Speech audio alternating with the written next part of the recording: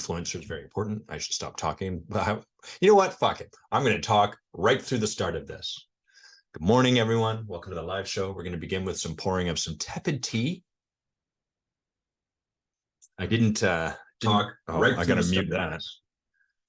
You can shut up. There we go. I didn't fully boil my tea because I was in a bit of a hurry this morning. So this is we're talking maybe an 87-degree tea that we're pouring right here.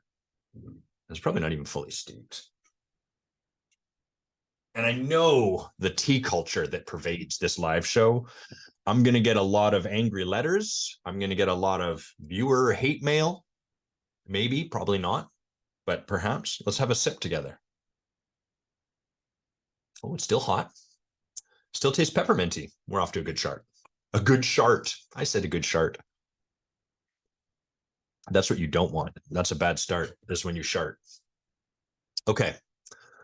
This is we're heading pretty quickly into the December break, and I'm always surprised by how quick I head into these breaks. They come up quick. So it looks like we've got 3 live shows to go. Got a bunch of live coaching scheduled, which is pretty cool. Hopefully you like that too. It's been a while since we've done these, and I think that there's a lot of value in demystifying coaching. And frankly, there's not a lot of opportunity to get to, if you watched the Mary D episode, I think it was 2 weeks ago, maybe, we don't get a lot of opportunity to see people really in their vulnerability. We have a lot of opportunity to see people talking about their vulnerability, and that's just never the same thing. So if you haven't seen that episode, watch that. I think you'll really enjoy it.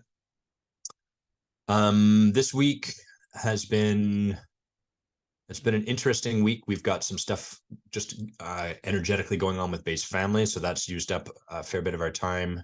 And I find my hair is sticking out kind of funny there. I find that when there's stuff like that going on, it's a little harder for me to find my hunger to move things forward. And indeed, I felt a little less hungry, a little less driven towards any particular thing. And that's meant that I've been hanging out, taking life pretty easy. You can see there's a whole bunch of Magic cards behind me here. I've been building decks to play against my friends. And I've been playing a lot of Street Fighter 6.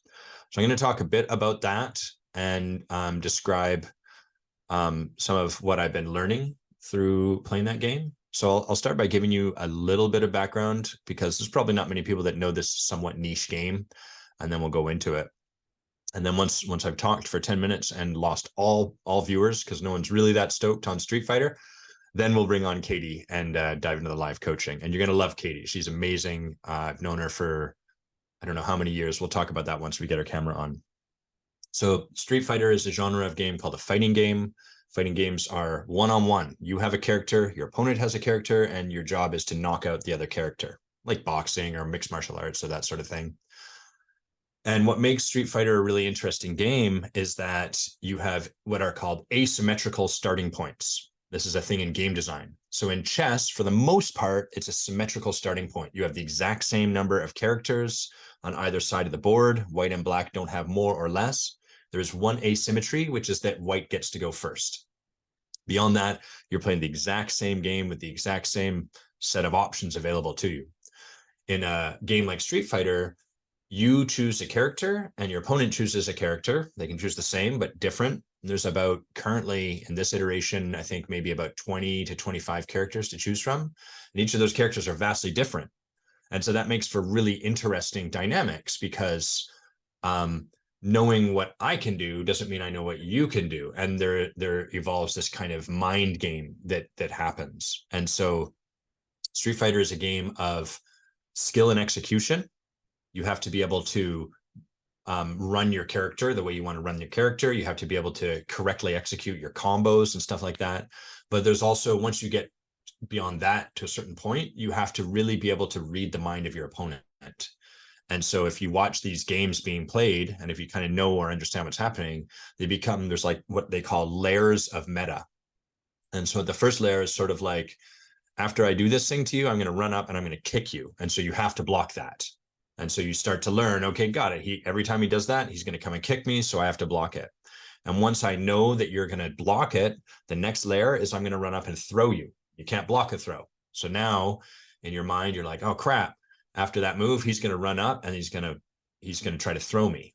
And so the counter to that would be that you attack me. Your attack beats my throw, and then you get to go off on me. And so then we get to the third layer, which is that I know you know that the move to do is to attack me when I run up. And so I go back down to the bottom layer and attack you, and my attack will beat your attack. So you get this kind of interesting dynamic of rock, paper, scissors. And so I really love these kind of games ever since they first came out in, I think it was around sometime around 95, 94, 96, somewhere thereabouts. I was hooked from the moment Street Fighter 2 first came out. So this week, a couple things happened. The first is that I achieved this rank called a master rank. And there's about 3% of the players that play this game achieve that level. So it's kind of like a milestone in terms of my own progress. And just like I do with coaching, just like I do with leadership, I'm pretty passionate and I put a lot of myself into these things. So I train in this game. I practice. I sit there and run combos to make sure I can get the execution down. And what I've noticed in this progression up to this particular point has been how much significance I start to place over like how I'm doing. So I'll start to get really frustrated with myself.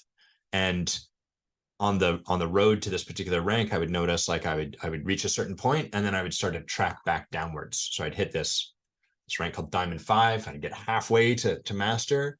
And then all of a sudden I started to fall and to fall and to fall. So I went down to level 4, and then I went down to level 3, started to get really frustrated. And I've been bringing ontological work to this. You know, I use my tools here just like I would use them everywhere else in my life. And so this is cool to me because back in the day when I was a tournament squash player, when I played a lot of squash and turned my knees into the knees of a 75-year-old, I would train. I would stop having fun. I would get frustrated at myself, and then I would try to train through that. And this time I've been better equipped to notice like I'm not having fun. I'm angry. I'm getting frustrated with myself. I need to take a break. Got to overcome some resistance. I'd go and walk away. And the other thing that would really make a difference was reminding myself I'm integrating stuff right now. There's this period where you have learned a certain level of mastery, and then to get from here to here, you have to pick up new things. You have to notice the habits that have now set in. You have to notice the things that once worked, but now no longer do. And you have to like be with the discomfort and the frustration of kind of consciously witnessing yourself do the thing you know is not the right thing to do. And that can be a very frustrating process. And so historically, I would just try to hammer home this new thing. Over this last month, 2 months, 3 months, however long it's been, I've been putting a lot of attention and energy on finding the really small wins for myself. So I might know that I do this sequence of moves that is bad. There's a different set of things that I'm meant to do, but I can't seem to stop myself. Here I am in the game, I'm playing, I'm watching. Oh, there I go. I'm doing it again. And it's very readily available for me to reach for that and get frustrated, get annoyed with myself. God damn it, Adam, you're doing it again. You keep doing it. You can't stop yourself to save your life. And when that happens, what I practice doing is reminding myself that in itself is growth.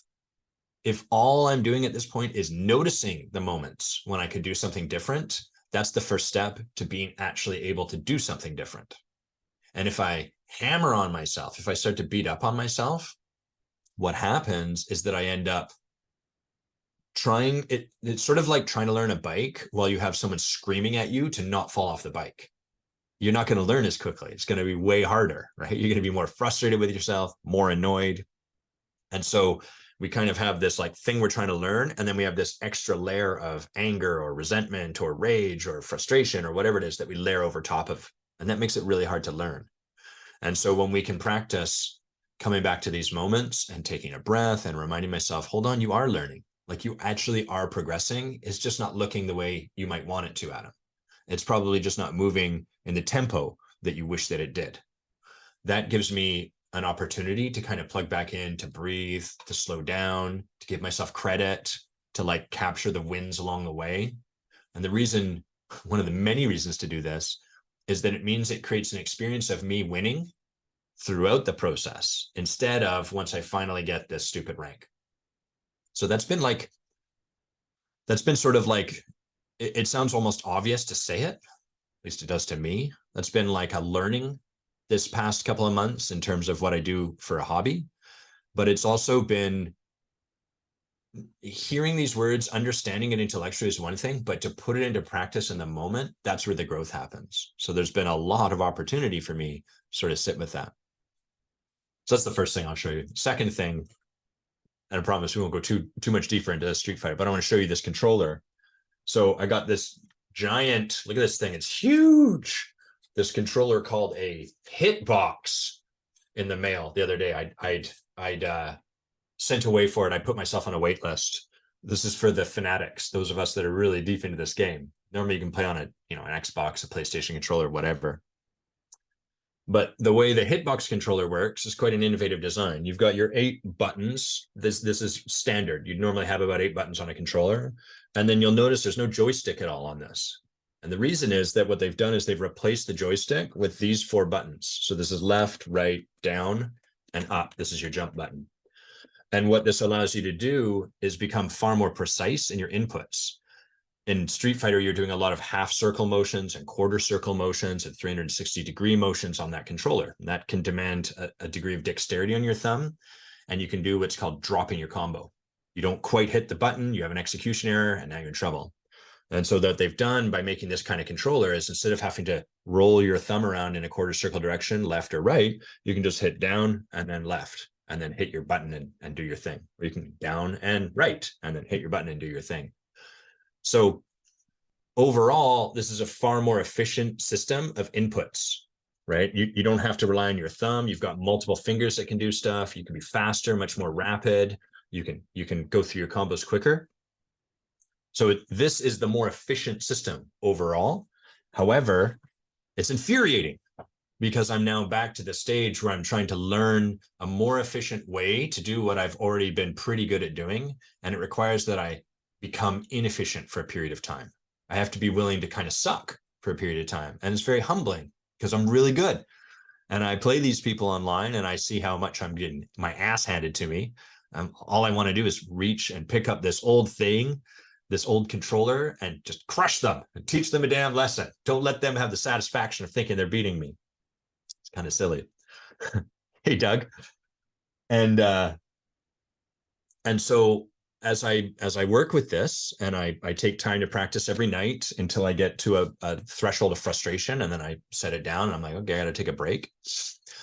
What I notice is how much this mirrors the transformational process. Every time we train someone and develop their leadership, a lot of the people I work with, a lot of the people Bay and I work with have a history of leading. There's a way they know to do stuff and they're pretty good at it. And it's gotten them here. But now we're inviting them to kind of switch to this, to switch to a new way of doing things. And as they practice with that, as we practice with that, as I take that on in my own life, not just with Street Fighter, but with the other stuff, there's this humbling period where things don't feel like they're getting better. In fact, they feel like they're getting worse.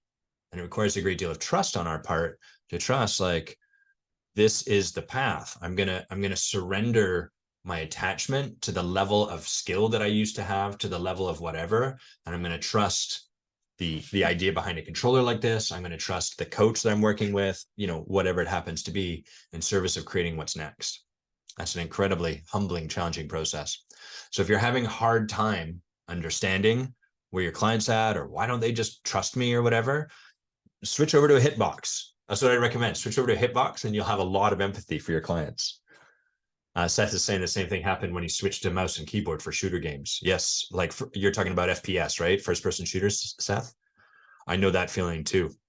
Mouse and keyboards, what I grew up playing. I grew up on PCs, but I switched to a controller, which was infuriating because I had no what would you call this? Like reflexivity. All of my intuition and my skill was gone. I had to relearn something.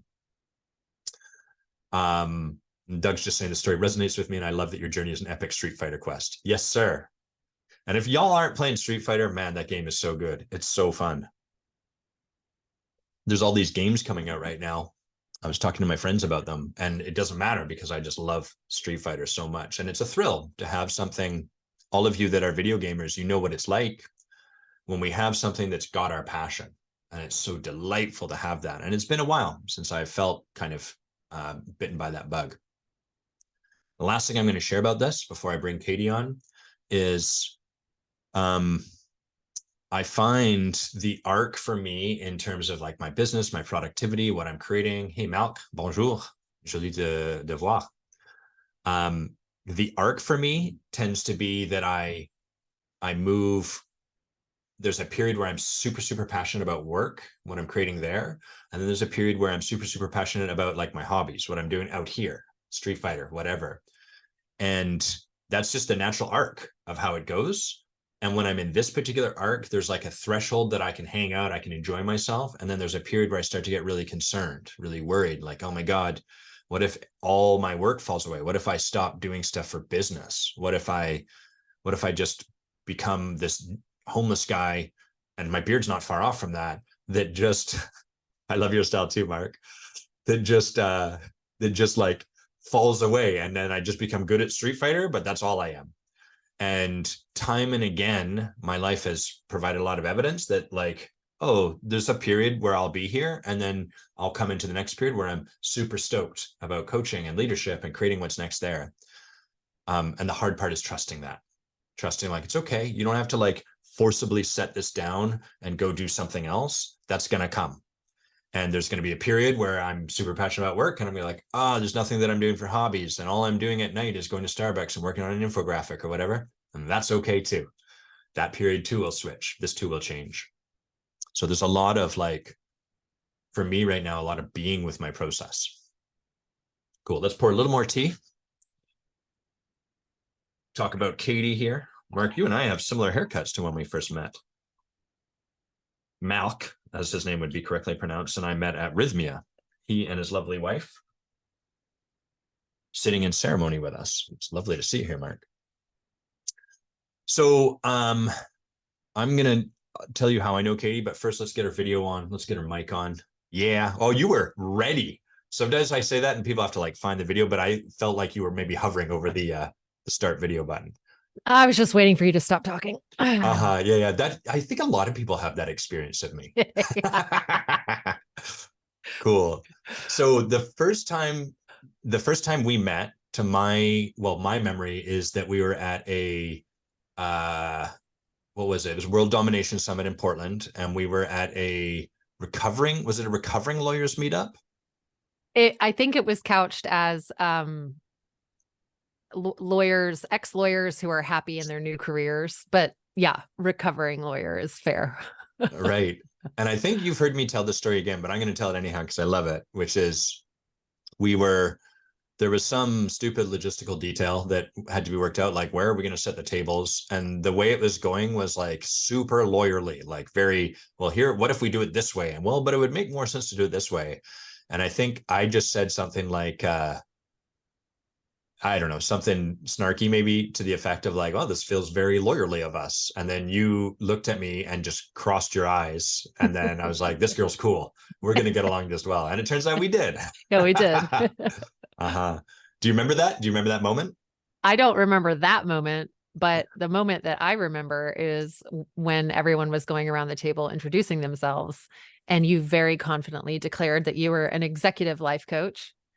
And I had like this magical moment where I had stopped working as a lawyer in May. And I didn't know what I was going to do with myself next. And I just knew it was like a lightning bolt of understanding of like, that's what's next.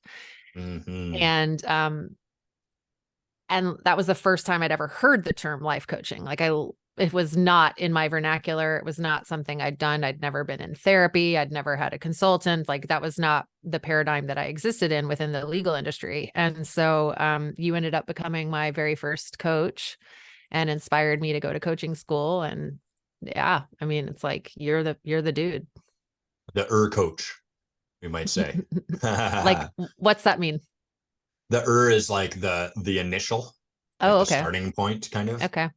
Yeah, it's not actually true for me, but It's cool how, like, one of the things I see is, I think a lot of lawyers, maybe not a lot, but like many lawyers, I think, are actually almost predisposed to coaching, Mhm. because were underneath our survival mechanism, who we are is deeply curious. Mhm. We are people that like connecting with people. We are good at asking questions. We Mhm. really want to make a difference for people. And we get into law because we think that's the career to do so. And then law kind of grinds that down, in my experience. And it kind of, it has us reinforce the survival mechanism on top of all that stuff. And that tends to be what we're doing. And a lot of us can find ourselves kind of burnt out or frustrated, or like, oh, I guess helping people is kind of part of what I do, but billable hours are what really matters. And maybe I Mm. should put all my attention there. What was your experience doing that? Well, I was a lawyer for 9 years and I never billed a single hour because I always did either social justice or work that was contingent upon winning, or nonprofit work. So I was lucky in that. But what I can say is that I practiced Social Security disability law for 5.5 years. And so all of my clients were inherently traumatized at some level. Uh-huh. They no longer identified with their essence, if they ever did, right? And they were deeply in their survival mechanism. And as an attorney at that time, um, there was this like inner discord inside of me, because I knew that my role as an attorney was to win or to preserve the record. So if I Mm, lost, but at least I had done everything that I could to win, to preserve the case for appeal. And but mm, as I'm sitting in these rooms with these people, getting to know them and digging into their lives and understanding all their impairments and mental issues and things like that, I was like, oh my gosh, this disability is just as much a mindset as it is a a, a manifestation of all the crap that's happened to your body and your brain over time, right? So I right. saw people that, and this was before any of these words. I didn't use the words mindset. I never said essence or survival mechanism, none of that stuff. Obviously now I have a language to apply on top of it. But I was frustrated over and over again with the fact that even if I won and did my job, I knew that I was doing nothing for the human that sat in front of me. I was sending a human away with a victory that meant, maybe $1,200, maybe $1,600 a month. I mean, not very much money, like enough to pay minimal bills, but I didn't have the opportunity to do anything about what was going on between here, your Yes. brain and your heart. But it was very interesting because, like, again, I had never been trained in ontological anything at that point, and I didn't even know coaching was really a thing. And so what happened is when I left the practice of law, and resigned from my job because I had been through a deeply traumatic experience myself, and my intuition gave me very loud signals and messages that I needed to stop doing the work if I was going to save my soul. um I was writing so much, and in looking at my thoughts, I was tapping into that higher part of myself, that sage wisdom, that new stuff that the lawyer in me, the one who had been trained, was never really paying attention to, but again, was always under the surface. So Yes. I yeah, I love this industry. I love the work that I do now because it's so fully aligned with my values and who I am as a spiritual being having a physical experience, that it's like my jam. Uh-huh. Yeah, it's cool. There's a lot of like, I hear that frustration that you voiced around, like, we got the result, Hmm. but nothing shifted. And like the Exactly. metaphor I really like for coaching is this idea where we happen upon someone in a hole. And like, most of us would be like, oh, well, the thing to do is to ask them, like, what a coach would do is like, how do you want to get out of the hole? And of course, we don't even realize in that there's all this agenda. oh, they should get out of a hole. Mm-hmm. They're even aware that they're in a hole. Mm-hmm. They want to leave the hole. Being in a hole is bad, all of that stuff. Mm-hmm. But even if we set that aside, what we don't realize is getting out of the hole is great if that's the problem. But if the problem is that this person walks around with their eyes closed and like continually blunders into holes, then getting out of the hole is just actually going to speed up the process, the cycle. Mm-hmm. They're going to find another hole. Exactly. And I think I find that with a lot of people that end up in the legal system. And even when I did free legal work, my supervisor would often say, you're going to meet a lot of people whose real crimes you could describe as like crimes of irresponsibility. Mm. You know, they don't show up to court, or they got drunk on their court date, and then they're held in contempt of court. And then that happens. And it's sort of like the legal system. Well, I think we really need that. It's important to have the rule of law above the rule of man. It's not set up to do this kind of work that we're talking about, the coaching work. And so anytime we're looking to that to solve, and I would also say our political system isn't set up to do this either. No. So anytime we're looking to either of those to sort of solve these things we're talking about, we're gonna come up disappointed. Yeah. Cool. Well, shall we dive in, and then we can jam on this a little bit more? We could probably spend maybe that's a future podcast for us to do, just talking about like this sort of stuff. But love to. I already put the title for this, so we can't, if we don't do that, we're going to get in trouble. Cool. So I might take some notes. I'm not sure how loud it'll be with this mic. I don't know what the pickup's like. We'll find out, and I'll do my best to do it quietly. Any questions before we dive in together? No. Cool. Okay. So then what, I know I'd asked you, what do you want to get supported with? What do you want to look at in our time together? But now that we're here together, what shows up? What is it you'd like some coaching around? Yeah, I was thinking about this. I think in my dreams last night, because I don't think I was awake, but my subconscious was definitely like trying to really be clear on how I wanted to use this time with you. And it's fascinating, the stuff you brought up about as you were describing your video games. I took lots of notes because you articulated so much of what I actually want to be coached around today, which is really, I don't think that's I think that's synchronistic. I think yes, that there's meaning there. So as you know, Adam, but your audience doesn't necessarily know, the last 8 years of my life have been deeply traumatic.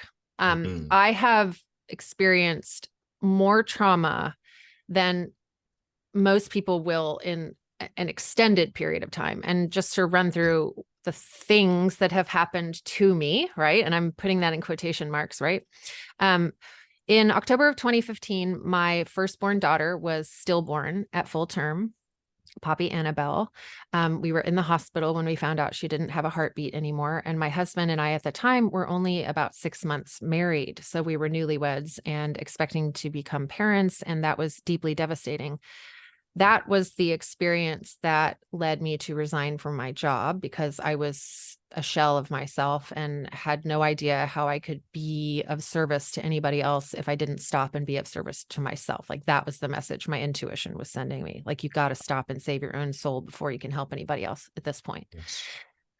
I then went through a pregnancy after a loss, which isn't necessarily traumatic, but it is it can be very, very challenging to have another child, to go through the process of believing that it's possible. I was very fortunate in October of 2017, and I had my second born, who is living and is now 6 years old. So that was amazing.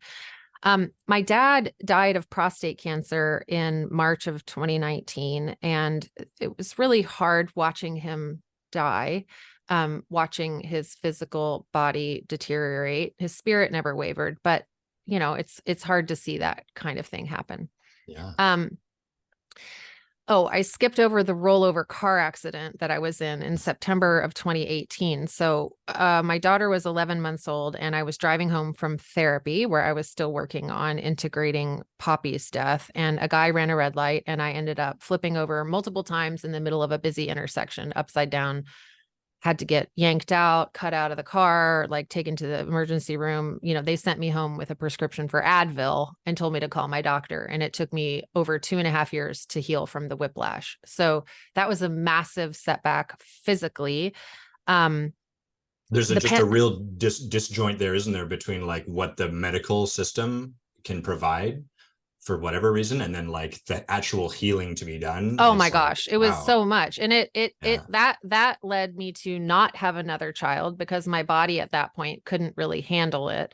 I was dealing with all sorts of PTSD symptoms, even get every time I got in the car. So I had a lot of Mm. that. Anyways, then my dad passed away. The pandemic hit, which is a trauma that we've all endured. And then in March of 2022, I'm coming up on 2 years, I was diagnosed with stage 4 metastatic breast cancer. And that diagnosis really did come quite out of the blue. It was 2 weeks after I had submitted the final manuscript of my memoir, which I wrote about my daughter Poppy and my journey healing after that. And so, right on the heels of feeling like, okay, things are really happening. I'm going to be a published author. I've followed through on this commitment. I've put this beautiful labor of love out into the world for all the other parents who go through stuff like this and all their families and everybody else that's affected by stillbirth. I got a stage 4 cancer diagnosis. So Mm. How I, shortly after the book being released did that come? well, the book was published on the book was formally published on May the 4th. Uh-huh. Of 2022. And at that point, I was already bald and into chemotherapy. Mm. So within a month of my first mammogram, my first ever mammogram, which I got because I had felt a lump in my left breast, I was getting chemotherapy, one of the most intense forms of chemotherapy, lost all my hair. I mean, anyway, so I have endured 5 months of chemotherapy, a left mastectomy, lymph node surgeries, 6 weeks of radiation, 17 infusions of Herceptin and Perjeta. And to celebrate and with all of you, as of Monday, I had my second clear CT scan since all of treatment was done. So there is no evidence of active disease in my body. So I am a walking, living miracle. I am one of the most grateful, kind, thoughtful, generous, grateful people in the whole world. But what I want to talk about today is integration and how I use the things that have happened to me for me, and how I move forward in the world, trusting that my voice matters, that my purpose is bigger than anything I could have ever imagined. And all within the context of being a controlling perfectionist. So that's that's my driving that's my driving survival mechanism. My saboteur is that I want to be in control, and things have to be quote unquote perfect, and I Uh-huh. have to be perfect. And now I will say this, I have done so much growth. I know I'm good enough. I know I'm enough. Like, I know that in my core. So I'm not dealing with a lot of that's like, it's been 8 years that I've been on this journey. I met you in 2016. So I know that in my being. I know my worth. I mean, all of that, but still, that you said it, like you get this discomfort of witnessing yourself do the thing you shouldn't do, or whatever. You said that earlier when you were talking about like being with myself in my imperfection, in the human mess that I am. I just want to riff on that. I want to talk about that. Cool. So like high level brushstrokes are use the things that have happened to you for you, kind of move forward in a way that trusting your voice matters. Integration is the word you said. So Yeah. like, what would that look like if you had moved towards that? Like, how I get the idea, the concept of it, but how would we know that we were even moving in that direction?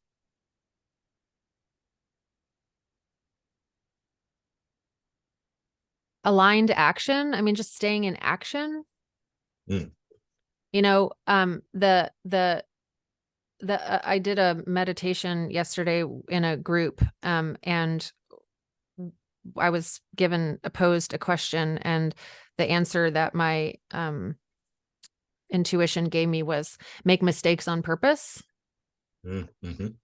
So it would look like me giving myself radical permission to make mistakes, to mess up. Because I mean, the irony, I think, of me is that, like, I don't think anyone would want my life. Like, the crap that has happened to me it's most people, like, a lot of people don't actually get through a lot of the stuff that has happened to me. Like, a lot of people give up. A lot of people stay stuck. I have not stayed stuck. I have evolved. I have developed, but I want to keep developing. I want to keep growing. I want to take all of this to the next level. But I recognize when I get uncomfortable, and this is you were talking about your video game. I am working on moving everything that is in Microsoft Word over to Google Docs. Yes. Talk about frustrating. Talk about annoying. Talk about a learning curve that I'm like, are you kidding me? Talk about, I don't have a virtual assistant because I don't need a virtual assistant in this moment. But, like, this is something that I have to do right now. But I'm the CEO and I don't want to do that because that's annoying, because I don't have time for this. And then also, you use the word pace. And I think that, for me, it's this idea of integrating, but doing it at a pace that supports me and my life and my family. So success, or what does that even look like, to answer your question, is me doing this at a pace that is healthy and trusting that I'm not missing out. Or, I mean, for whatever it's worth, in 2016, when I met you, the coaching industry was like this small, and now your next door neighbor is a coach, and the lady across the street's a coach, and everyone's like, oh, I'm a coach. I'm like, really? You are? Where'd you go to school? And they're like, I didn't, or whatever. It's like, what, I mean, it's just, and again, that might be the snobby lawyer part of me. It was like, well, what are you working on? Like, what qualifies you to do this? So there's that. I also hold myself to those incredibly high standards as a perfectionist. So ask more questions, because otherwise I'll just take up all the airspace talking. I miss you, Katie. So I'm right here. I'm going to Adam. speak to the I'm right audience. Please do. I speak to the audience for a bit, just or briefly to talk about where we're at. So yeah, we've got Katie, who's like super generous and authentic and willing to share what's going on. We have like a concept that we want to move towards, which is fairly clear. And the danger in situations like this when we're coaching is to, like, okay, got it, make mistakes on purpose, permission to make mistakes and mess up, integrate, that kind of stuff. Let's go towards that and just start to coach right off the bat. But the trouble is, all of that stuff currently exists as in the conceptual. We don't have any concrete versions or understanding of, like, where in Katie's life in particular would she like to practice with that. And it's not that there's like one right place to look. It's that having something concrete gives us some opportunity to see where the pushback lies and where that falls away. So that's what we want to start to look for, so that we can then start to move forward. When we try to coach or support people where it's just a concept, it feels a little bit like coaching a ball of paper around a table. Like, you can nudge it around and it moves, but you kind of end up going in circles, or like, what are we aiming towards?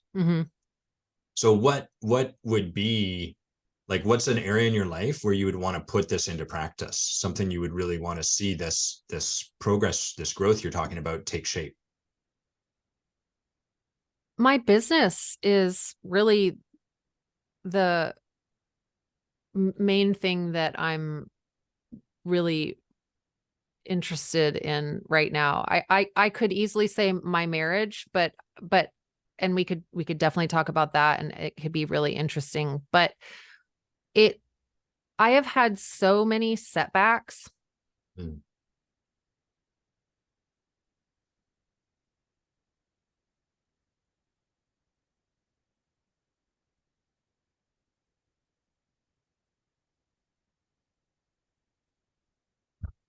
I've had so many setbacks, Adam. In the last 8 years, I haven't made as much money that I made in 1 year of lawyering. Like I've started my coaching practice. I had my living child. I got into that car accident. It took me away from building my practice because I had to heal. You know, I wrote my book. I had to heal. Like I've spent so much time healing. Lost my dad, cancer, that I'm fine. I want to say I'm finally at a place where like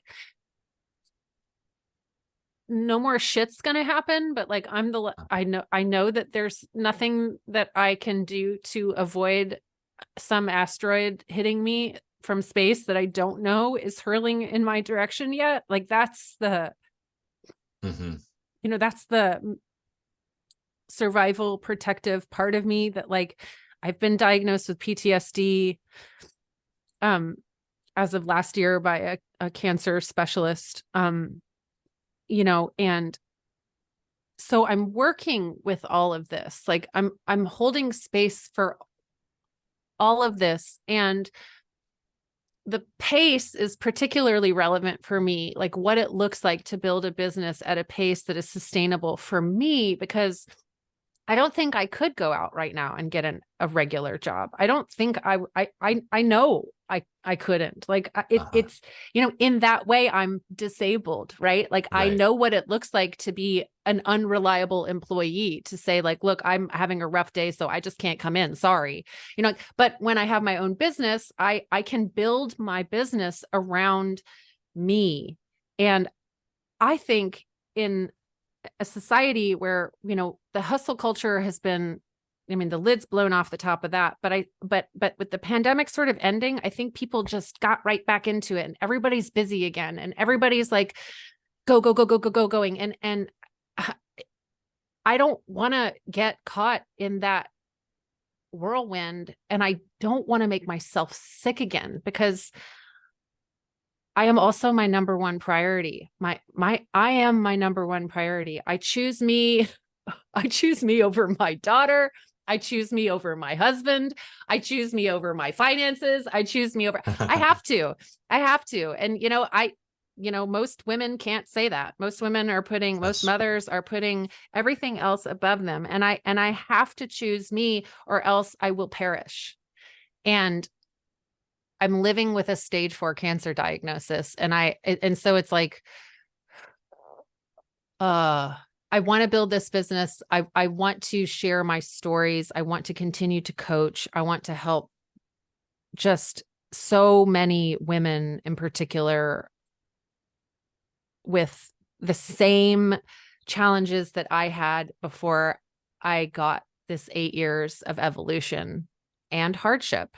And I want to integrate, again, that's like this idea of integration, of just like trusting it, using it, but also always honoring me. Yeah, that makes total sense. And I want to acknowledge the tenderness I feel around all of this. Like, I really get that. And, we've heard the sort of scroll of, I don't want to make light of it, but the scroll of hardship, there's a lot of stuff that you've had to step through. And so I'm cognizant of that as we go forward in this conversation. I'm actively, my intention is not to bring like a really high flame. I can handle it, but thank you. And I can also handle the heat. Like I like it. I'll go take a nap after this and it'll all be fine. So let me ask this. So I get like your business, right? Yep. That's the place you want to put our attention. Yeah. You want to bring forward like making mistakes on purpose, permission to make mistakes, integrating everything that's happened and all of that. So where would you say the catch or the friction is? Like, so far I get as concept, sounds great. Where isn't that happening? There's resistance I come up against when things feel hard, when things, I mean, as simple as the Google Docs thing, you know, like we could, that's a very like administrative, obnoxious task that has to be done. I get annoyed with how much time it takes. And then I'm like, oh, I'm missing out because everyone else has already got this figured out because I spent the last, you know, it's that it's, I'm not a poor me kind of person. I'm not a victim, but again, holding space for like, there's a reason, Katie, that you're tired, you know, that there's a reason that this feels hard, or that, you know, like there's a reason that you're triggered right now. So it's like the balance between the brilliant genius star that I am and this vulnerable little girl that wants to be seen and healed. And, you know, so it's not acting. It's action. It's like, and I mean, I kind of, in many ways, I'm already doing these things, but like this conversation is just, it's like a reinforcement of what my gut knows, but that my brain will stop me. Like, it's trust. You know what I mean? There's so many like high level things, but you know, it's like trusting myself, trusting that the pace is fine, that it can be whatever I need it to be. But I think also what's really important to me is being a model, because I know that I am, because I know that I'm not alone. And that ends up being such a driver for me. Because like every time I have a call with a client or whatever, I'm just like, who got more benefit out of this? I'm not sure. Like I don't know if I should give you some of your money back, because I feel like I got all the value. Don't get any ideas, yeah, but right, exactly. But you know, because I love this work so much and I relate so deeply. I'm so, you know, I'm a feeler, and I love getting in there with other people, and I appreciate when other people are vulnerable, because I am. And anyway, so maybe ask me another question.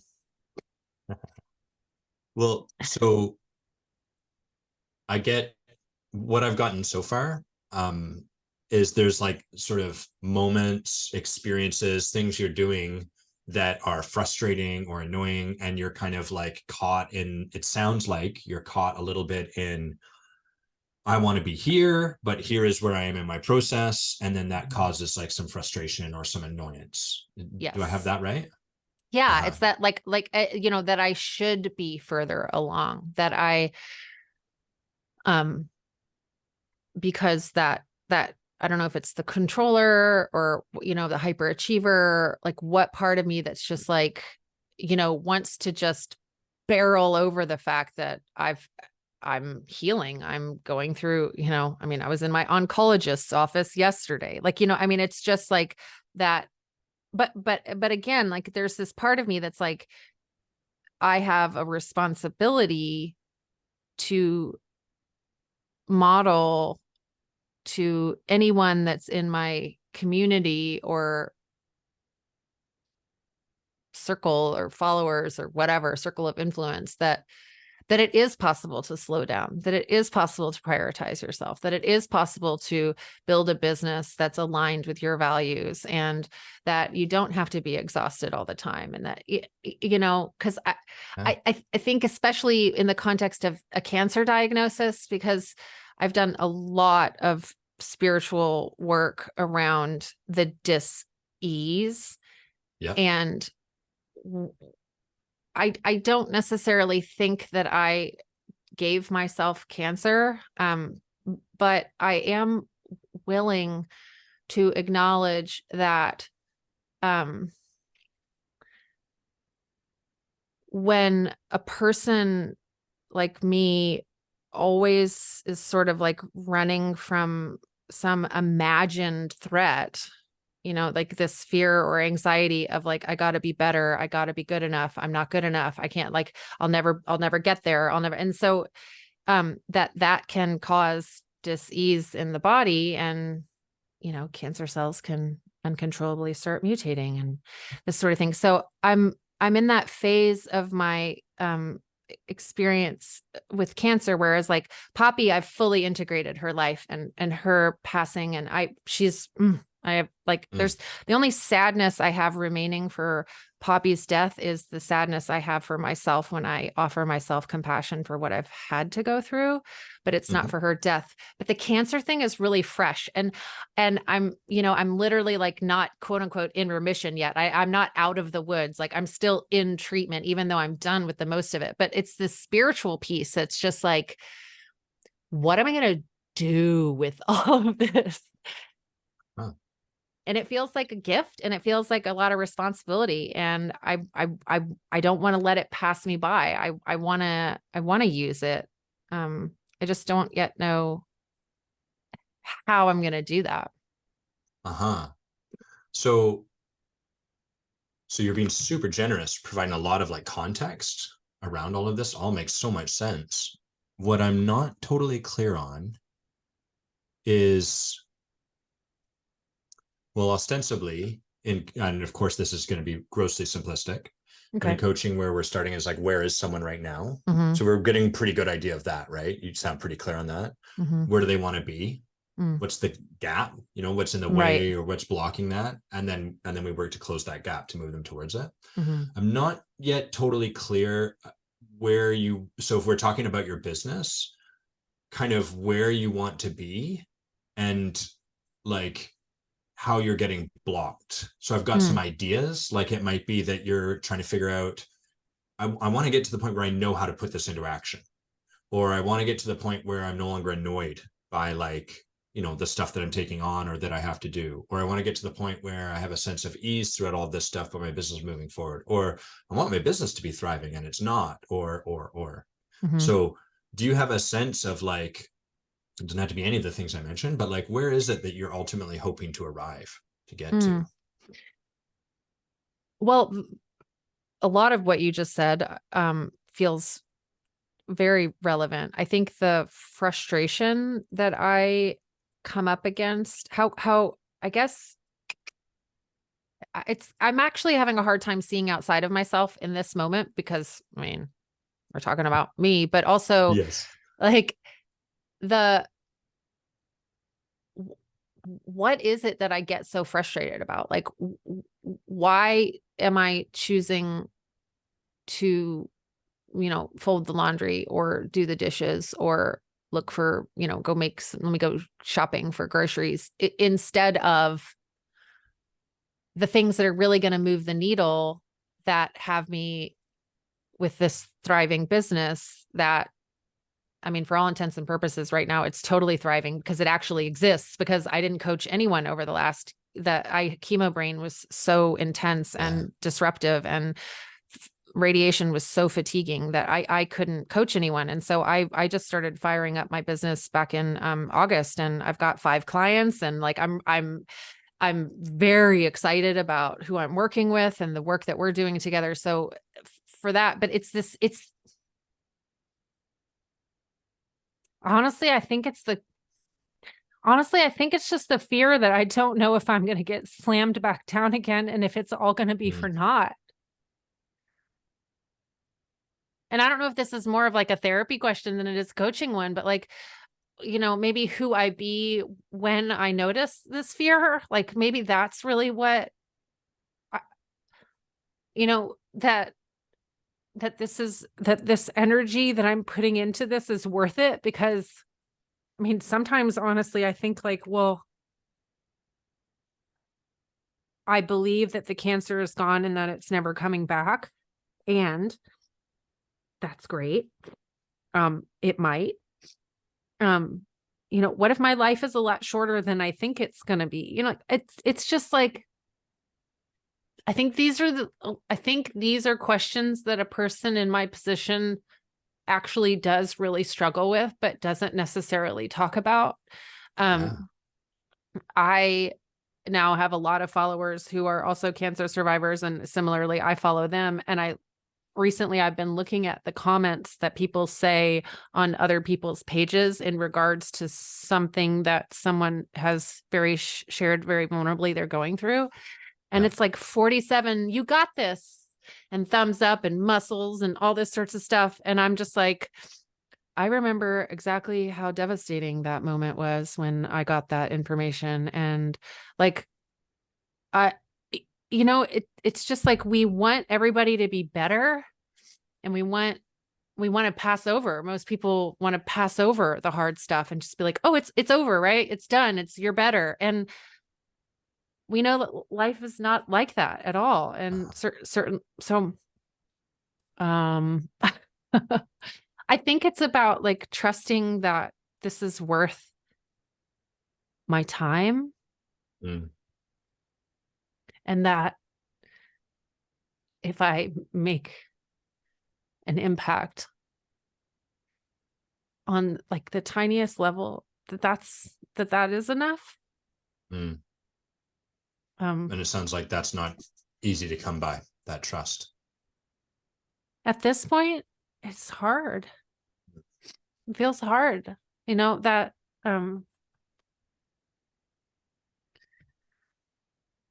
I mean, and maybe in an age of like social media where everybody's advertisements, I mean, you probably get it. Our feeds are just like flooded with like every coach's program for coaches and coaches. And I figured out this coaches thing, and you want you want a 7-figure business. I mean, it's just the total nonsense of like inauthentic nonsense. And Yes. but also I this stuff comes in and I see it, and it immediately makes me feel behind, and it Yes. immediately makes me feel without direction, and it immediately makes me feel like I should be doing more and that I've missed the boat. And like, even though I started coaching at sort of the beginning of the wave, I've had so many things happen to me that I didn't keep up, and now I'm behind, so it's that, I mean, that's the story. That's like the lie, essentially, that that keeps me small, I think, sometimes, and keeps me out of action,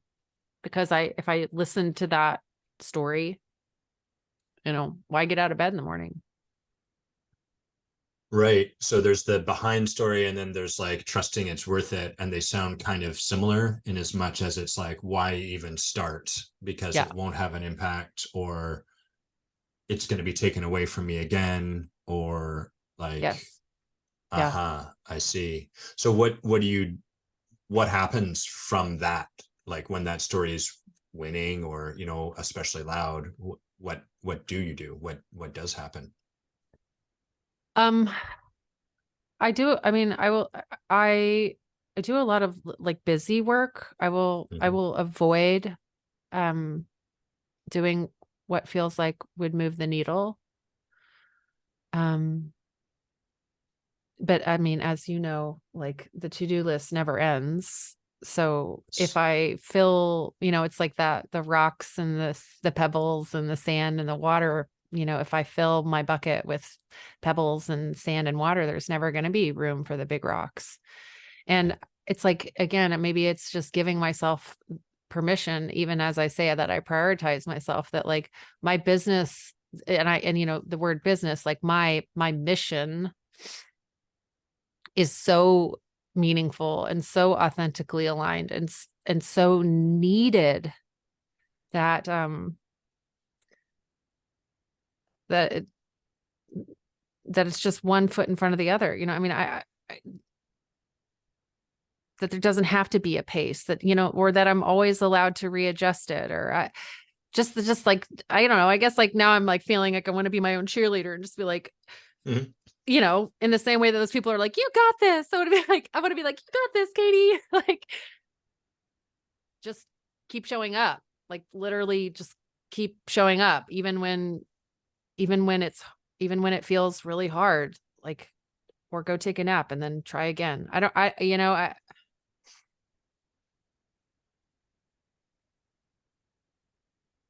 What I have a question, may I? I have two. First, so you mentioned like, there's the trauma of the cancer and stuff. And I just Yeah. want to check, like, it sounds like you're pretty responsible to get supported around Yeah. that. Is that Oh yeah. okay? Great. Yeah. Lots. Yeah. And I mean, yes, absolutely. I've had lots of therapy. I've had social workers. I've seen the psychiatrist. I mean, I'm for the most part, I'm well. I'm quite well. Yes. um, and but it's I don't you can't understand, no one can understand what it's like to go through cancer diagnosis until they've been through it. Like there is no amount of empathy or I can imagine what it would be like. Like you just can't. And Uh, it's just a fundamentally life altering diagnosis. And so I'm, because I'm not the only one that's impacted. Like my daughter was 4 when I got diagnosed. Like my husband, I mean, he's been, like it, um, there's just a lot of, it's just a very impactful thing. And, so maybe it's like also as I think about what is my mission, because it's kind of changed. When I got my diagnosis, as I mentioned, I was publishing my memoir and I kind of had an idea and a vision of where I was headed. And then all that the brakes got put on that again, and so now I'm uh, coming back out and I'm sitting with my values. I'm distinguishing my values again. I'm writing out my mission statement. I'm writing out my vision. I'm writing out all of my ideal client. Like I'm doing it again. And I think that there's maybe that, like, instead of celebrating that I get to do it again, I'm feeling like resentment that I have to do it mm. again, but I'm also creating something that's never existed before. So it's a beautiful thing that I get to do this again. What's your relationship to that resentment? Like that you feel that way Oh, sometimes?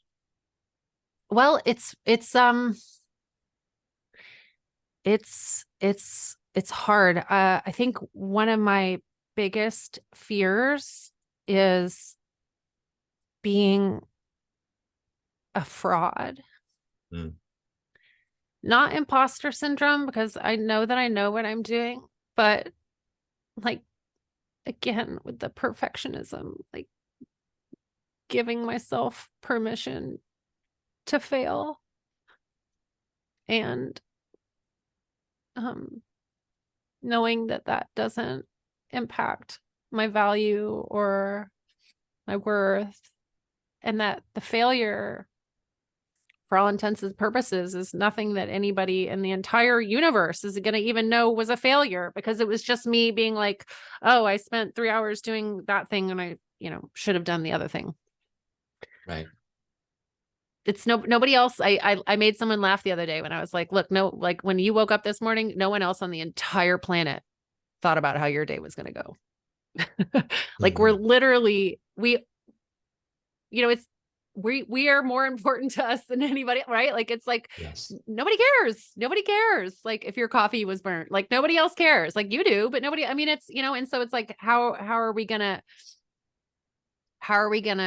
be with ourselves? There's so much alone time now. We spend so much time by ourselves. I mean, I do a lot in a community and I'm very extroverted, but it's that time when we're alone with ourselves.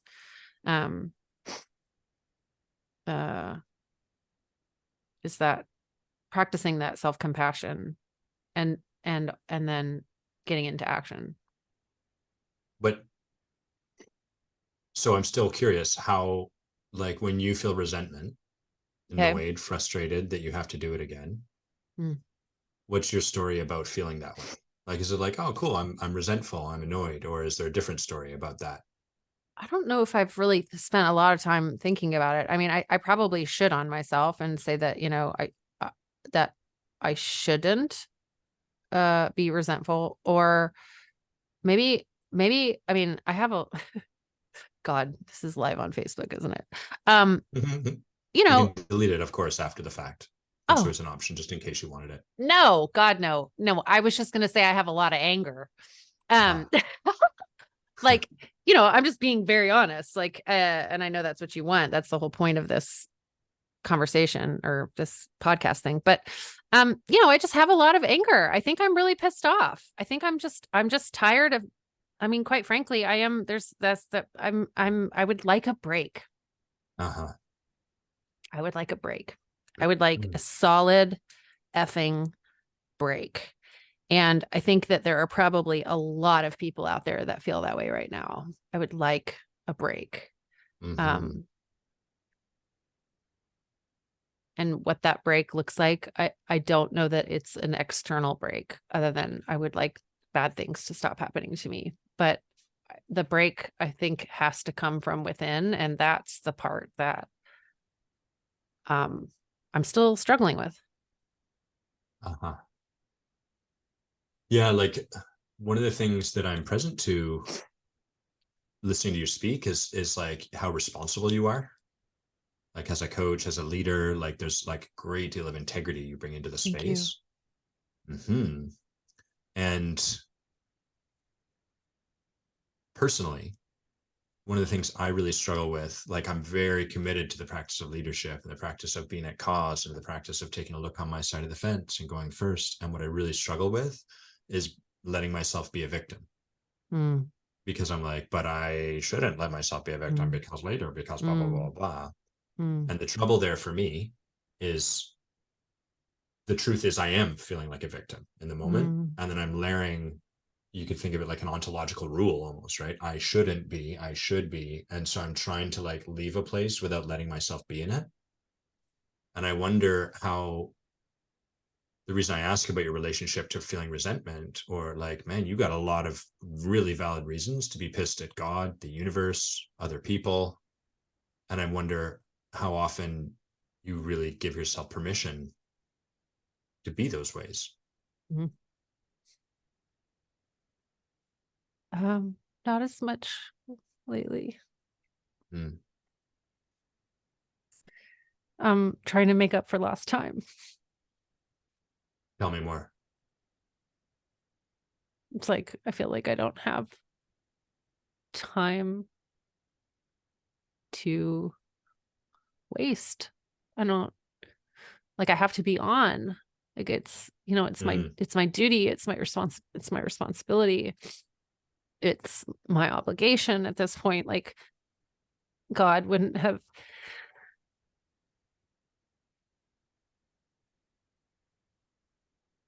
given me so much if I couldn't handle it. Mm. And I don't, I'm not a victim, but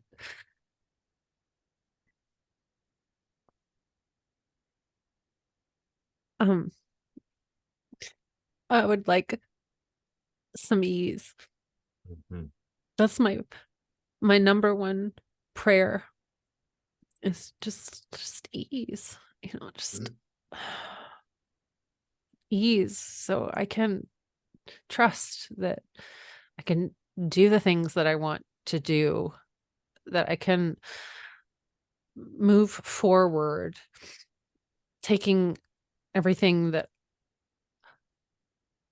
you know, or and that I can let it go. So I think coming back to this idea of integration, like, it's just like I can let it be what it is. I can take the time to give myself permission to feel the sadness of the accumulation of essentially what my nervous system has had to go through. Like, that's kind of what it boils down to. It's just like giving myself that grace to say, like, Katie, there's a reason you feel this way.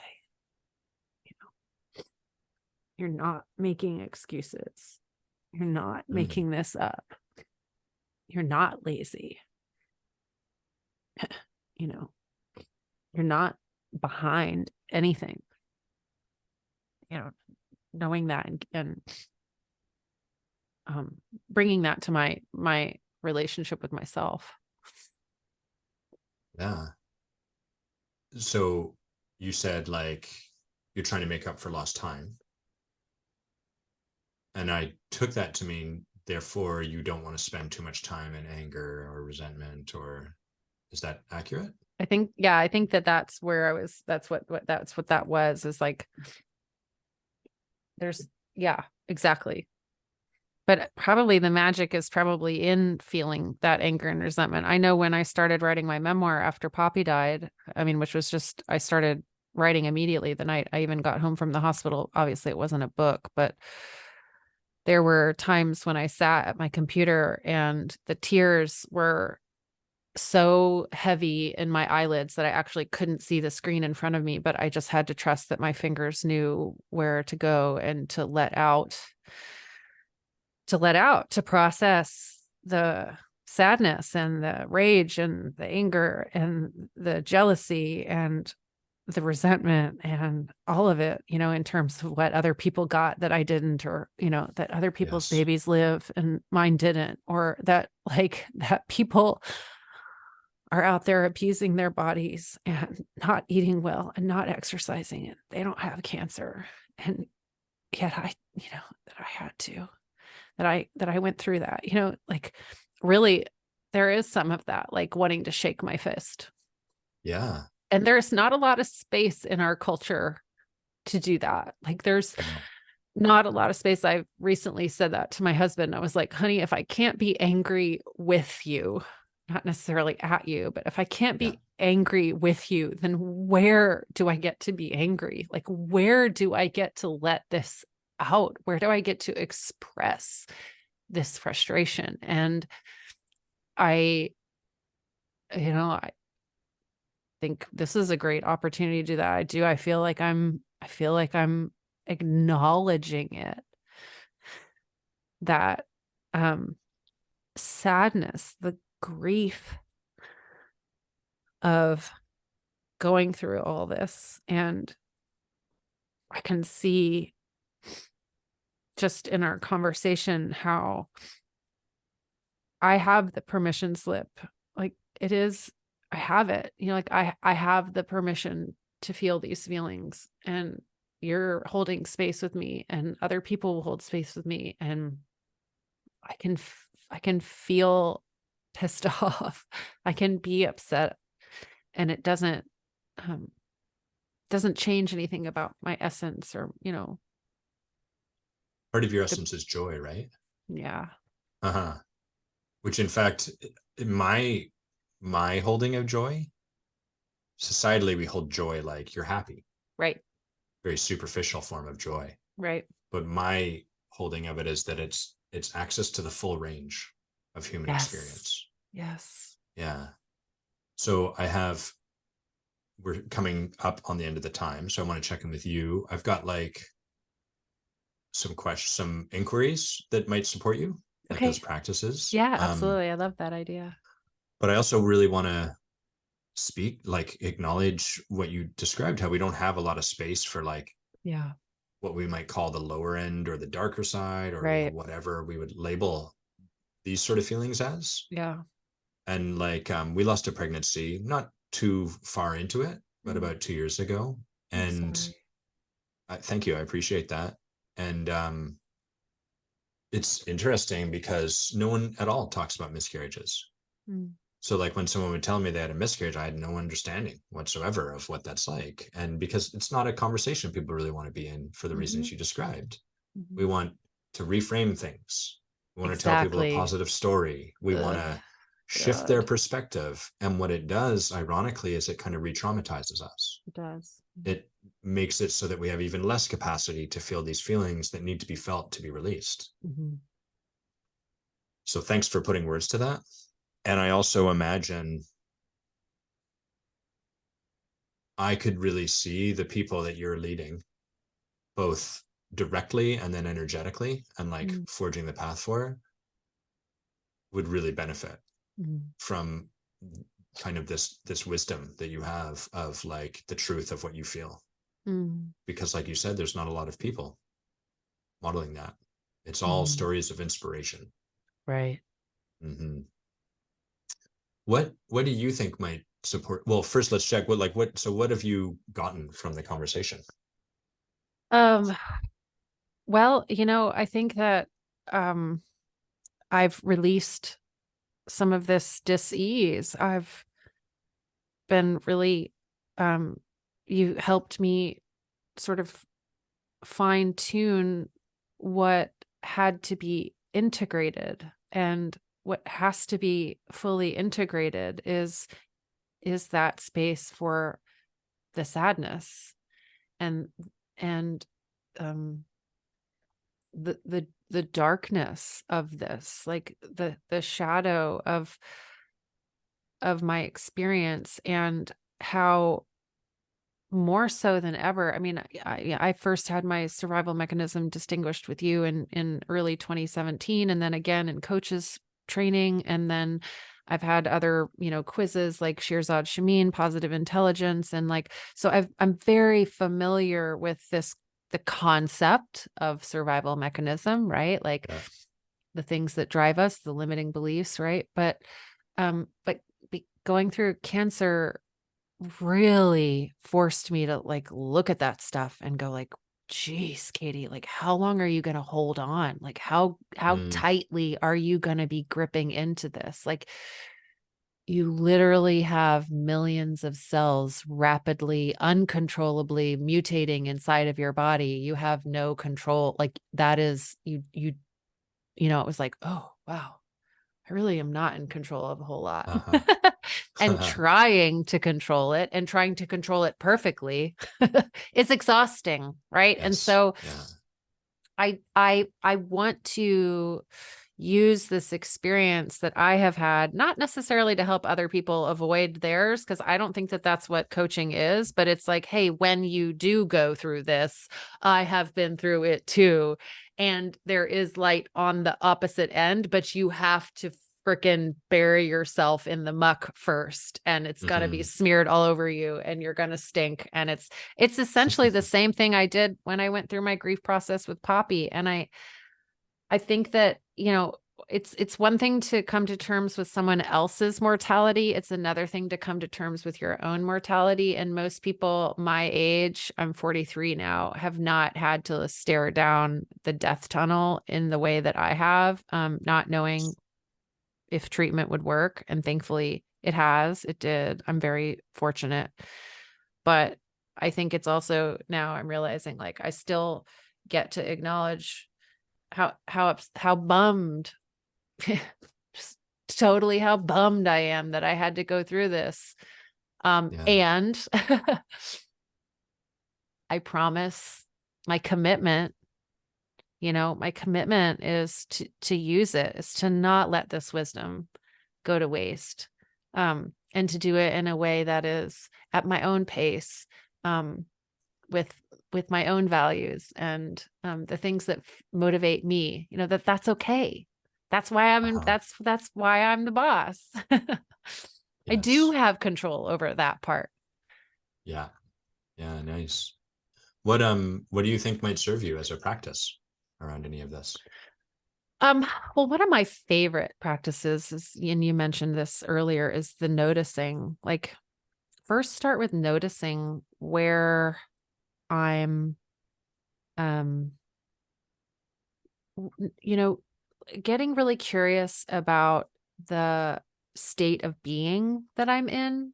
So if it's, there's a difference between tired and angry, but you could confuse one for the other, right? So it's like really getting curious about where I am, and then sitting with it, maybe writing more. I mean, I'm a writer. I want to write another memoir. I have every intention of giving this story a whole another space to exist and to benefit others.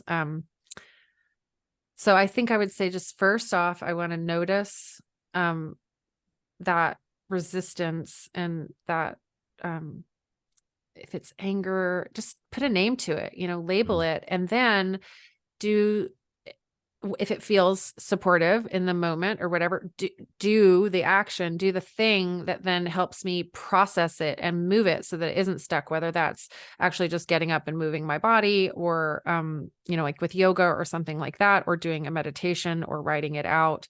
Um, or even, reaching out to my community and just being willing to share it, just willing to share in that way that I can trust that other people need to see it. And maybe it has nothing to do with other people. Maybe it has everything to do with me. And that one of the ways I process is by verbally emoting, like you, Yeah. talking into space and hoping that someone is out there actually Please. listening. Yeah, but that would be what suggestions do you have for me, Adam, as a practice? I love that first one. I think that's Yeah. fantastic. Yeah. I think when I imagine when you feel that I'm behind, that there's like a corresponding urge to like then go and get busy or do something about it. Yes. Yeah, I've got that too. So in those moments, I think something that might support might be to plug into the felt experience in your body. Okay. And it might be through the layers of emotion first, or it might just be like where you feel it in your body, so that because the fear, right, gets triggered, but it's usually over top of what we're feeling in the moment. And then from our fear, we respond with a reactive set Correct. of doing. So it's not to say that there's not stuff to do in your business, but doing it from a reaction to fuck, I'm behind and I need to do more is never going to really generate the results that we're looking for. Right. So that would be the first one, is like letting those fuckers, my computer's trying to update software right now, get out of here, letting those fuckers kind of guide you towards your own healing, your own body, your own like felt experience, so you can allow those motions to like kind of move through. I think that might be a really good one. And then the second one's an inquiry, and the inquiry would be to just sit in the question like, what would, you said you wanted like ease, right? So what would anger or sadness or resentment look like from the being of ease? Okay. So I'm going to speak to that for people watching. Like, I think you already get it, perhaps, but maybe not. We'll see. But like, typically we're like, I want ease, and therefore I need to like not feel this way. Like I can have ease one. Oh my God, my dog. He like opens my door, he interrupts the coaching conversation, and then he whines until I let him out. He's going to be back in 3 seconds. This guy, I swear, it never ends. Yeah. So we want like, once I'm out of my anger, or once I'm out of, then I can have ease. And instead the practice, zoom in on me, please, camera. The practice might be, what would it be like? What would it look like if I was being ease with this anger that I have with this? That makes sense?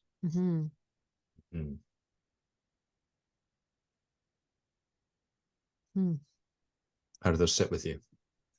I like that. I think a lot of it reminds me of this idea of like reparenting myself and remothering myself. And because I have a 6-year-old, there's so many opportunities where I get to be that enlightened mother for my child.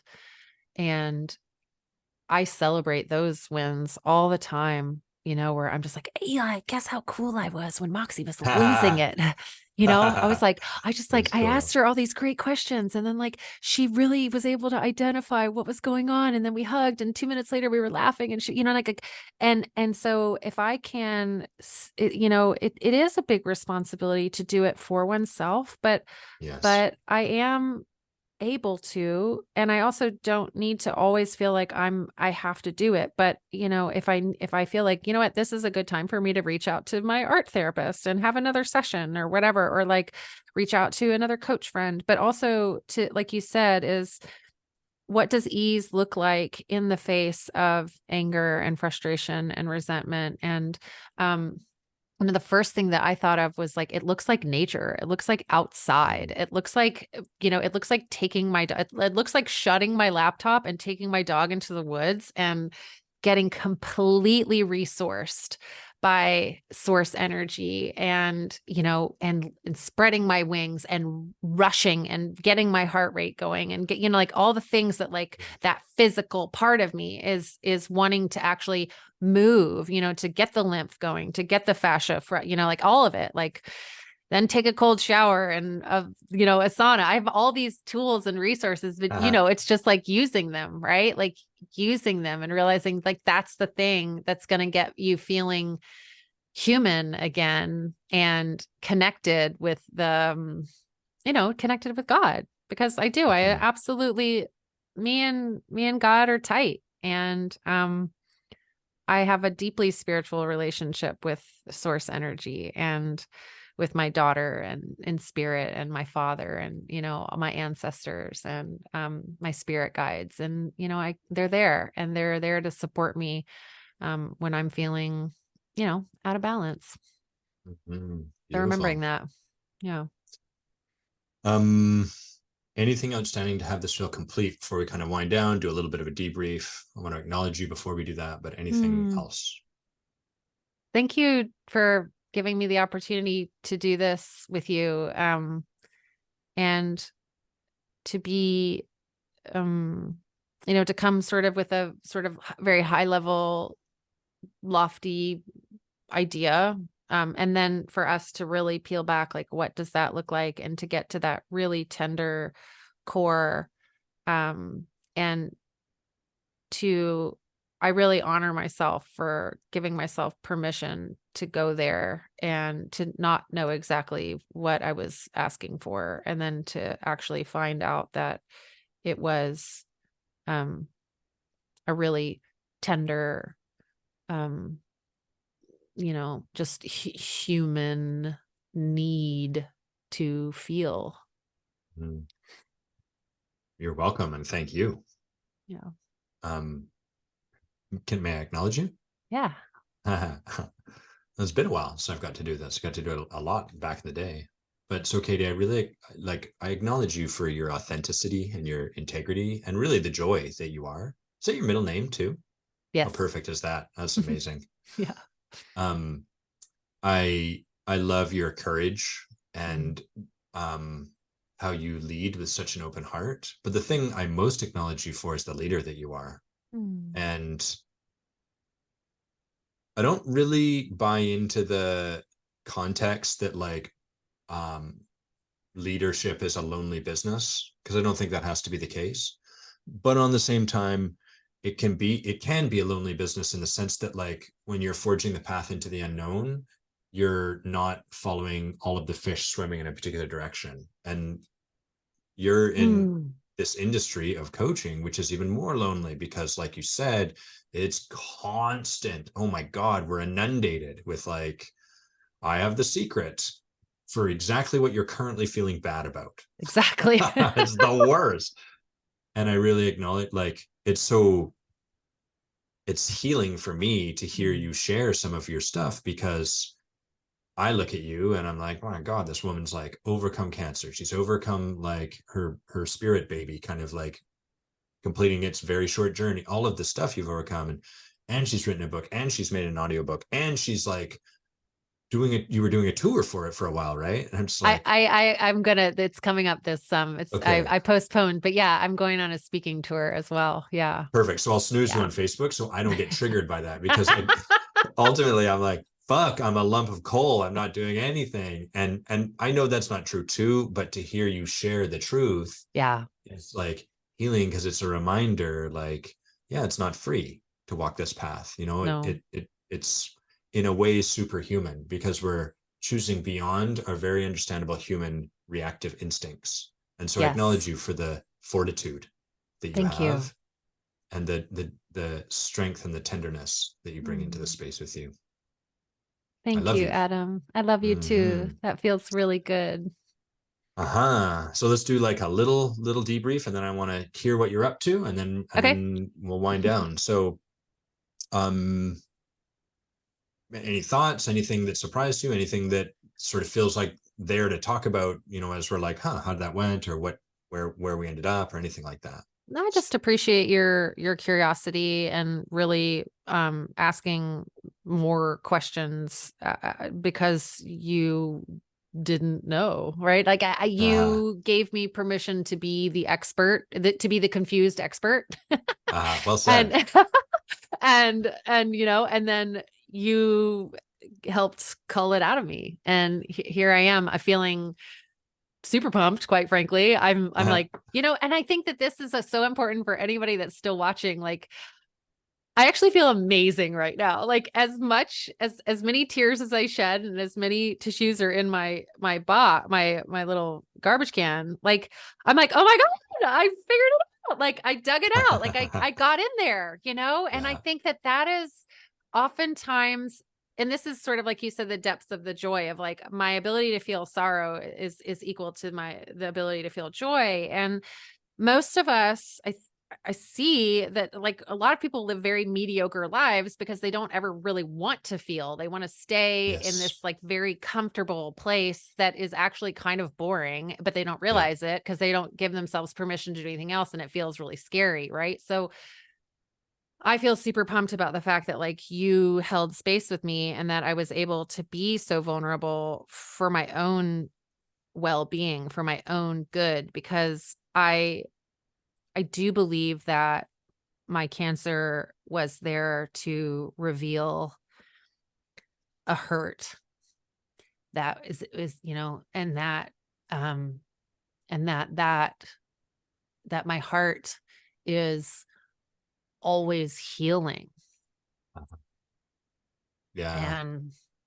And so you helped get me out of here, out of my head and into my heart, and remembering that this is a process and that I will never be done and that the business will never be complete, and that I'm never going to check any of this off the list. So as much as I want to be like, I'm done with that, because that means X about me, Uh, like there's some equation, right? And then we're shoved into those equations throughout our education and, the paradigm that our parents grew up in, and so I mean, so it's like breaking out of that yes. Yeah. takes, like you said, so much courage. Like, I identify so deeply with being a courageous individual and a joyous, courageous, radiant individual. And thank you for helping me shine a little. I just got a little shine on there. It's like, got it all nice and Little shiny. spit shine. uh, that's so cool.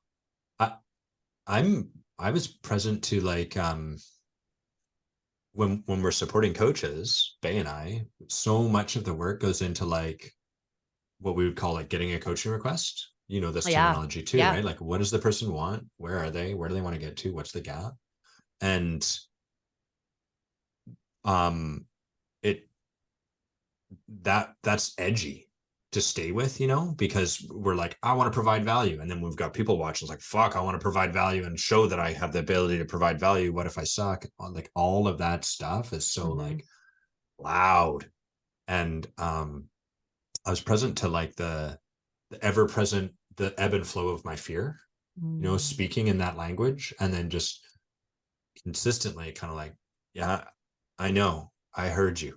Mm-hmm. Can you take a back seat? And he's like, yeah, I'll take a back seat for 30 seconds. But that question was dumb. And, like, just um, I'm often present when we get to witness or be in coaching, how I can really appreciate how people just assume it's like this easy thing we can all do.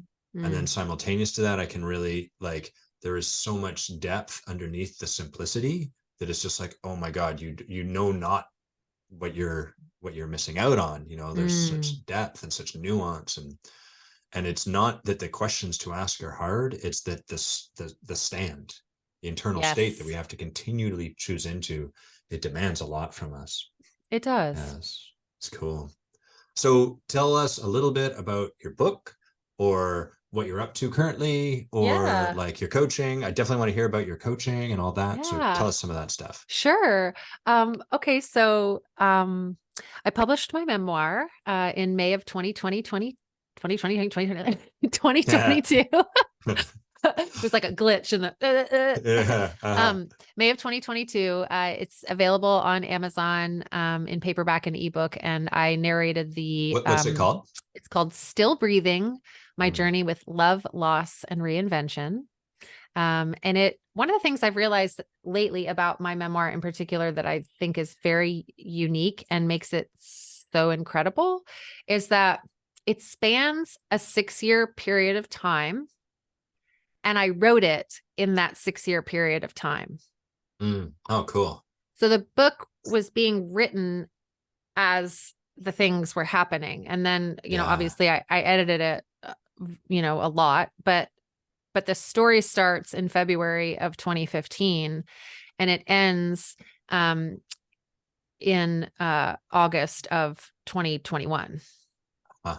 And it covers That's that. so cool. So the writing is contemporaneous with the experience of the emotion, but then also as I was editing it in the last 6 months of that, that particular year, when I was then editing it, I brought 6 years of growth and perspective and wisdom and depth to it. So, and I give the reader the opportunity to see me grow and transform, which is where the subtitle of my journey with love, loss, and reinvention. So you get to see this reinvention that I go through. So I think it's a really beautiful book. I was very happy to narrate the book. It's available on Audible for anyone who likes listening. And then in my coaching practice, I primarily work with working moms. Some of them are stay-at-home moms, but most of my clients end up being working moms who are really wanting to uncover the subconscious limiting beliefs that hold them back from growing, and my business is based on authenticity, and it's based on inner harmony, responsibility, courage, and creativity. Those are my business values. And I love that you picked up on, you honored me and acknowledged me for the responsibility piece, because, and now that I'm thinking about it, the fact that you were like, do you ever let yourself be a victim? And it's like, oh, maybe I, don't be so responsible that you don't let yourself feel, right? Like that's. I'd forgotten you were there at that point. I was just talking to myself in that moment. Oh, yeah. Yeah. So it's, I work right now one-on-one. I'm in the process because again, I mentioned that I'm not even rebuilding. I'm continuing to build out this really great 5-day workshop that I'm going to be offering very soon. The title of it is why, what is it? It's, oh my gosh, why am I having such a brain fart? Why trying so hard is never good enough. Oh, I love it. What a great title. Yeah. And that's like for the lawyers too, right there. Yeah. It came directly from my client conversations where everyone was like, I'm trying so hard. Everyone, it was like the universe was just like, listen, Katie, listen. Everyone's like, I'm trying so hard. I'm like, oh my God, everyone is trying so hard. Yes. Like, and everyone is so tired. And like, so it's gonna be an awesome, opportunity for people to really dive into a variety of concepts over the 5 days. And then I'm going to be starting some group coaching, which I know we did together many years ago. I still obviously have one-on-one clients. But then, and you mentioned the speaking tour. That's something that because I was sick when my book launched, I didn't really get the opportunity to tour or do a whole lot of readings. I've definitely done some things like that, but I am, again, this drive that you acknowledged, like it takes a lot of drive, like shameless self-promotion, right? Like it takes a lot to just be like, I am worth it. I should do this and people are going to want to come hear what I have to say. But yeah, I'm launching in Seattle the end of February. And then after Seattle, I'm heading to Portland and Denver and New York City. Man, that's cool. I know, I'm really excited. And I'm working on I want to get some sponsors. I have people within the pregnancy loss space and the cancer space. And yeah, and again, it's all driven by this girl.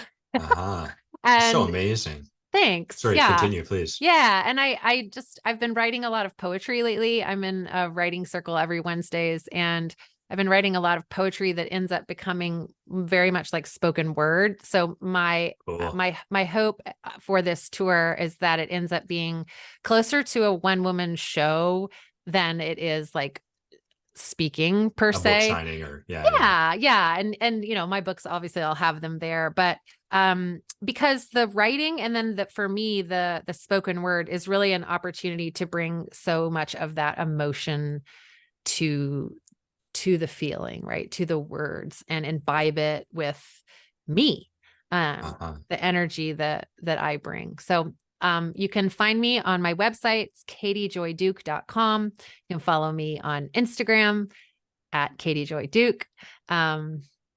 You look me up on Amazon, grab a copy of the book. Yeah. And I do have a couple places in my schedule for one-on-one clients, but Cool. if you follow me on Instagram, you'll learn more about the masterclass and the workshop that I'm putting together. That all sounds so cool. You Thanks. reminded me of two things. The first was, I think it's a Zen parable along the lines of trying so hard, and you may have heard it, where like this man decides he really wants to be a master sword maker. And so he goes to the sword maker, the best one he can find. And he says, Sensei, I would really like to become masterful in this work. How long will it take? And the sensei looks at him. He's like, well, you're kind of late, you're in your 30s. So it'll probably take you about 10 years. And he's like, oh, I don't have 10 years. Like, what if I super commit myself to this and I really dedicate every waking hour and I think nothing but swords?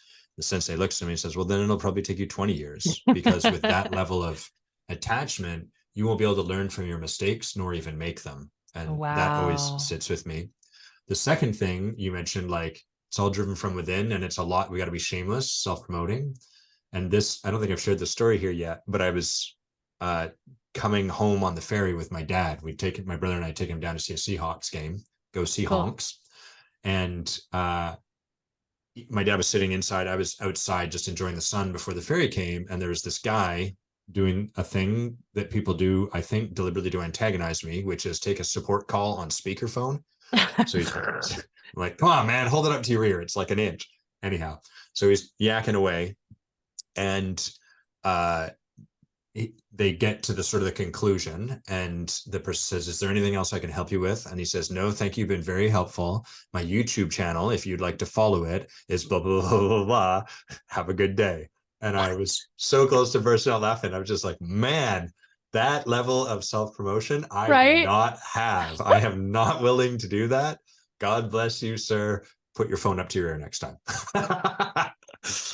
So that's the thing. I don't think people necessarily realize that the people that are still working in like, a traditional salaried job where like they're gonna get their paycheck no matter what, their benefits are coming through, like they get paid vacation, like all that. Like for an entrepreneur with a business like mine, like I'm obviously there, Bezos is an entrepreneur, so like, but like for an entrepreneur like us, like, man, it takes a lot of commitment. You got to really courage. You got to really want it. You got to really want it.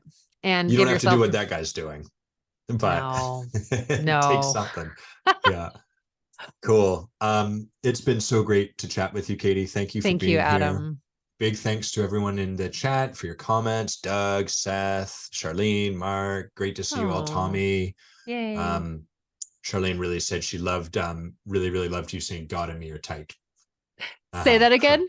She loved when you said God and me are really tight. We are. Yeah. Cool. All right, everyone, have an amazing weekend. Thank you, David. Thank you, everyone, for showing up. Thank you, Katie. Thank you, Talk Adam. soon. Okay. And then you hang on. We're going to say goodbye to these people this way.